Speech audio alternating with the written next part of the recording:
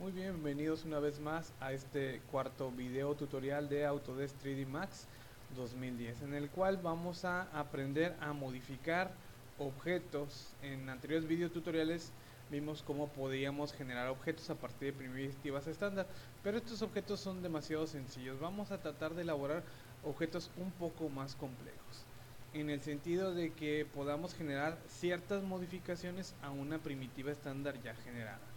Muy bien, en, en el panel de lo que serían las primitivas estándar, tenemos lo que serían los objetos primitivas estándar, pero existen otros objetos que pudiésemos nosotros también utilizar, que serían tal vez las primitivas extendidas, que funcionan de la misma manera. Tenemos los botones en su menú y podemos seleccionar uno de cualquiera de estos elementos que pudiésemos nosotros crear. No voy a entrar a detalle, simple y sencillamente voy a ver cómo podemos crear, por ejemplo, un elemento Hedra, que sería exactamente lo mismo que crear una primitiva estándar.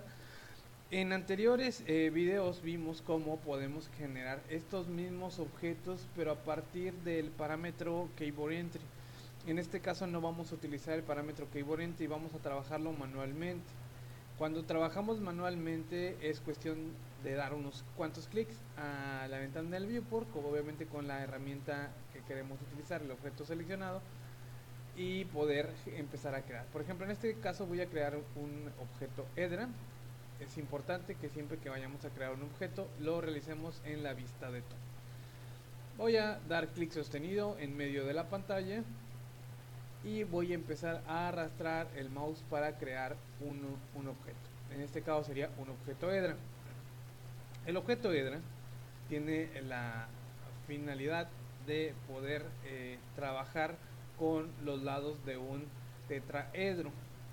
Si yo quisiese generar otro tipo de figura, por ejemplo, en sus parámetros existe lo que sería la familia, puede ser un polígono tetra, puede ser un cubo octaedro, puede ser un dodecaedro icosaedro. Vamos a, ¿qué viene? Dodecaedro icosaedro, puede ser una estrella, estrella número 1 y estrella número 2.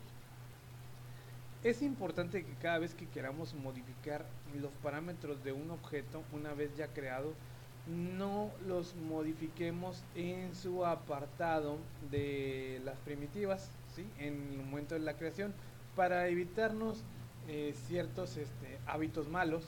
Vamos a tener que utilizar siempre lo que sería el parámetro modificar, modify. Aquí en el parámetro modificar, perdón, vemos cómo estos mismos parámetros aparecen, pero ya no aparecen, perdón, ya no aparecen como deberían de aparecer en la opción de crear, porque si yo lo regreso a este apartado de crear, los parámetros ya no aparecen. E incluso si yo seleccionara cualquiera de las herramientas principales, que es mover y seleccionar, rotar y seleccionar o escalar y seleccionar, los parámetros de todas maneras se hubieran desaparecido. Por eso siempre es importante trabajar con la vista modificar. Esto es en el sentido de crear una primitiva extendida. Insisto, cada objeto tiene ciertos parámetros cada vez que nosotros lo seleccionamos. En este caso seleccionamos este objeto, tiene sus parámetros, tiene los parámetros de la familia, en este caso tiene los parámetros de P, obviamente seleccionado, y en modificar tiene parámetros de Q, que son parámetros que yo pudiese utilizar para modificar este mismo objeto. ¿Bien? Tiene también lo que serían escalas en P. En este sentido no tengo ningún parámetro en P, voy a ponerle aquí un parámetro en P para que ahora sí los parámetros puedan ser utilizados. En este caso serían las escalas de cada uno de estos parámetros. Aquí podemos visualizar cómo aparecen estos parámetros. Bien, no voy a entrar mucho en detalle porque no viene al caso. Esto ya lo dejaría más como práctica para que ustedes fuesen visualizando cada una de las primitivas extendidas, así como lo han hecho con las primitivas estándar. Aquí cabe mencionar que tenemos parámetros, por ejemplo, de C aquí yo podría ahorrarme el generar un muro con una primitiva extendida. Genero un muro en C y también con un muro en L. Son parámetros que yo pudiese asignar y que posteriormente pudiese yo modificar, tanto grosor como tamaño de cada uno de estos parámetros que existen aquí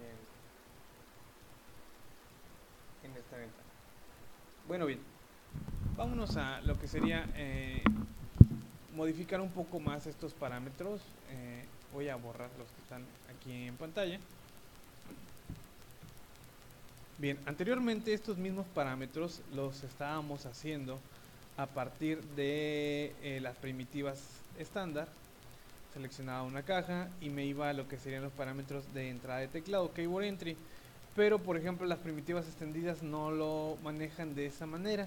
Los parámetros de la primitiva extendida tendrían que en alguno de los casos, por ejemplo Chamferbox sí lo maneja, pero por ejemplo Edra no lo maneja por la complejidad de su apartado. Ahorita refiriéndonos aquí al, por ejemplo, al apartado Chamferbox, sería exactamente lo mismo que la primitiva estándar. Doy clic sostenido, arrastro, genero una área, suelto el clic, muevo mi mouse una vez más hacia arriba, se genera una altura y doy clic para terminar, y de esta manera se genera un cuadrado. Pero si yo hubiera generado un cuadrado, con esto ya termino, pero el Chamferbox tiene un apartado todavía mayor, que sería generar un filete. Si yo hubiera dado clic y terminado la aplicación en una caja, yo hubiera terminado, pero en Chamferbox no. En Chamferbox todavía me permite generar todavía un chanfleado de las esquinas, un fileteado, y doy clic otra vez más para terminar la aplicación. Si yo me voy a Modify y tengo seleccionado obviamente la caja Chamferbox, puedo visualizar cómo aparecen sus parámetros de largo, sus parámetros de ancho, sus parámetros de altura y su parámetro de filete, que es el que me genera los chanfleados de las esquinas. En este caso yo también tengo segmentos, uno segmento de largo, un segmento de ancho, un segmento de altura, y tengo segmentos para los filetes. Mientras más segmentos tenga, más fino es.